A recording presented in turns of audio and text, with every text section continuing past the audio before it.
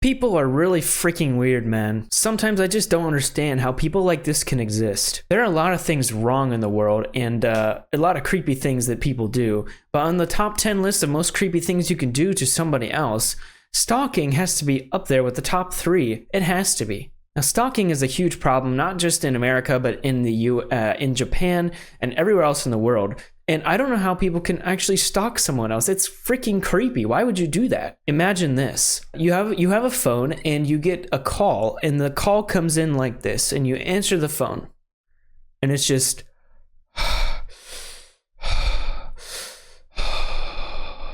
somebody freaking breathing on the other end like this, and it's really creepy. Into your ear.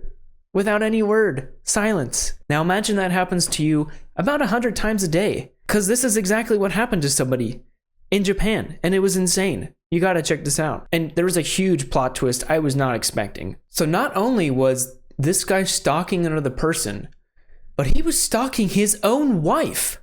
Japanese man arrested for phone stalking his own wife, calling and saying nothing, up to 100 times a day. Dude, you gotta be insanely crazy to be calling your own wife, saying nothing. Not just once, but 100 times every single freaking day. That's insane. So stalking was coming from inside the marriage, which is a huge plot twist. I was not expecting to see that. This past summer, a 31-year-old Japanese woman living in the town of Amagasaki, Hyogo Prefecture, found herself in what must have been an immensely frustrating and equally baffling situation. Well, I can imagine. I mean, not only just stalking, like stalking in general, but imagine being stalked by your own freaking husband. Insane. On July 10th, she started receiving calls on her phone, which the person on the other end would stay completely silent until she hung up. Dude, that is really creepy.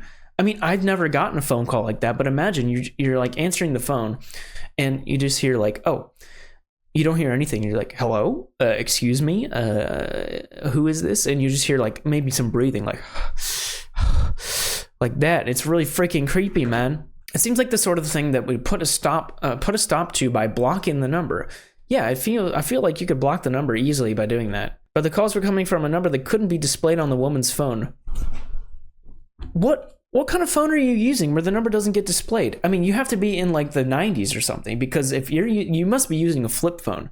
It must be one of those flip phones like this, because there's no way that you won't be able to know what number called you if you're using a smartphone. And today, I don't even know why you're using a flip phone. If that's, first of all, okay, weird, huge tangent, but why? I don't understand. Moving on. This went on for weeks, with the woman receiving as many as 100 calls in a single day, but without any clues to the identity of who was behind this harassment. Thankfully, though, the calls weren't consistent. As frequent as they are, she wasn't getting any in the middle of the night. Very peculiar. Very weird indeed. Not in the night. So she was at least able to get some sleep. That's good. Thankfully, the phone stalker never called while she was playing smartphone games either. Okay, so she has a smartphone. So why wouldn't you go to block? I don't understand. Well, okay, whatever. So she was at least going to take her mind off the dilemma while indulging in this hobby of games. So that's great. But as July turned to August and the calls continued, something dawned on the woman about those two situations in which the call stopped. When the woman was sleeping, her husband was asleep too. And when she was playing mobile games, she was borrowing his smartphone. Okay, that clears it up. That clears up the thing before where she's not using a smartphone.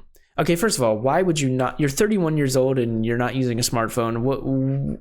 What age, what era are you living in? I mean, get a smartphone. Come on. Anyway. Getting triggered here. When the woman was sleeping, her husband was asleep too. So dude, not only did the guys literally, this is how she figured it out. She literally just noticed that she was not getting calls at the same time that her husband wasn't using his phone or sleeping. It's a huge dead giveaway there. In other words, she wasn't getting any of the calls when her husband didn't have access to his phone. With her suspicions growing, the woman went to the police. Whoa, okay, huge step up there. DEFCON number 1. Woman went to the police to ask for assistance. Well, I would too if I was getting stalked. Like, that's really freaking creepy. In the following investigation, the cops have caught the stalker. Whoa, I wonder who it could be. Who's behind door number 2? On September 4th, the Hyogo Prefecture police said they arrested a 38-year-old man. Okay, so the guy's like 7 years older than her. Okay, that's a big age gap, but all right. Not judging. Who's also a resident of Amagasaki. for violating Japan's anti-stalking law. So Japan has an anti-stalking law, which is nice. I mean, I hope that America has one too. I'm not sure, to be honest. I'm sure we have a law like that, right, guys? Yeah. But yeah, so Japan has a non-stalking law and anti-stalking law, and he broke that law obviously by calling his wife 100 times, a very weird way too.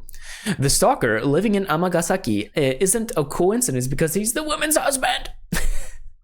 In Japan, it's not incredibly uncommon for the husband and wife to live in different homes if the husband is transferred to another part of the country for work. That is true. I have many friends that were they're like the generation, our parents' generation, basically in Japan. A lot of cases like this where they just live separately, not because they're separated, like a divorce or whatever, having troubles or whatever. No, they're just separated because the guy lives and works in a different location. That's very common. Unlike the US, this is super common in Japan actually. But is likely to be transferred back later on, especially if the couple has children and doesn't want to make them switch schools. Okay, that makes sense.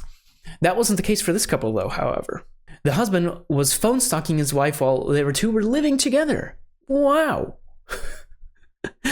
When questioned by investigators, the man admitted to making the calls between July 10th and August 4th, having configured his phone. Oh my god, I can't believe I'm reading this.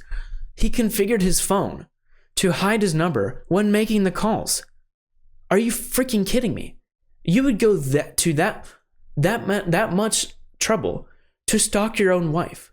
What is this guy's reason for stalking his own wife? 100 times a day? No, you just call. Dude, that's freaking creepy. I would never do that. I don't think anybody in their right mind would do that to their own wife. The whole thing gets even weirder when you factor in that the couple doesn't appear to have any pre-existing marital strife. Yeah, there's no problems. And that when asked about his motives, the man said, okay, here's what he said, guys. Here's what he said. I love my wife and made phone calls to her without saying anything. Really, the only thing that's not surprising is that the police say this is the first time they've arrested a man for stalking his wife while they're living together. Okay, that's good. I mean, at least it's a first. Like, I half expected this to not be the first case, to be honest, but I'm glad it is. You know, this would be like a romantic gesture, right? People would think this is a romantic gesture to remind your partner that you love them. That's great and all. But not when you freaking call them 100 times and not say anything on the phone and you're stalking your own partner. That's really freaking creepy. So yeah, lesson of the day, you shouldn't do that. And if you were to do something like that, you should do it legally, because it's obviously illegal to stalk somebody, even if it's your own wife. Okay, don't do that. Please, guys, do not stalk your own girlfriend or wife or boyfriend or husband. That's just freaking weird. Don't do that. Japan actually has a huge problem with perverts, to be honest. It's such a big problem that, like, on the train, right, there's so many signs that say this, like, don't grope, okay? But there's also, like, don't take pictures upskirts, okay? There's a huge problem. So much so that this is a Japanese phone. If I try to take a picture with this phone, like, if you have an American phone, it will make a sound like this, right? So I'll take a picture. Okay, you heard that? Now, I'm gonna flip the switch. This should theoretically make the sound go away, right? In an American phone. I flip the switch. This is a Japanese phone, keep in mind. Now when I take a picture, watch. It still makes a sound, even though I flip the switch off. Why is that? Well, because it's a rule. It's a mandatory that all iPhones, or whatever, phones in Japan are legally have to have the sound on at all times, no matter what. You can't mute the sound, because people like to take upskirt images, and there was so many upskirt images that people getting caught taking upskirt photos with their phone that they had to make a law. It was so bad that they had to make a law to basically ban the muting of the sound of the camera.